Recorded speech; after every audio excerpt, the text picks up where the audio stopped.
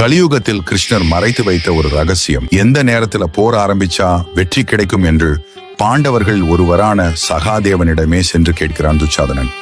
சகாதேவன் தொழில் பக்தியுடன் ஆதி காலத்தில் இருந்த 28வது நட்சத்திரமான அபிஜித் நட்சத்திரத்தை குறித்து கொடுக்கிறான். இதன் சிறப்பு, இந்த நட்சத்திரத்தின் நேரத்தில் தொடங்கும் காரியங்கள் சிறப்பாக முடியும்.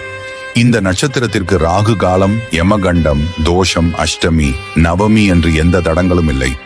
சகாதேவன் கௌரவர்களுக்கு அந்த ஒரு நேரத்தை குறித்து கொடுக்கிறான். ஆனால் இதை கிருஷ்ணர் அனுமதிப்பாரா? தர்மமே ஜெயிக்க வேண்டும் என்று அபிஜித் நட்சத்திரத்தை அவரோட தலையில் இருக்கிற மயில் இறகில் ஒளிச்சு வைக்கிறாரு. கௌரவர்கள் தோற்க இதுவும் ஒரு காரணமா இருந்துச்சு.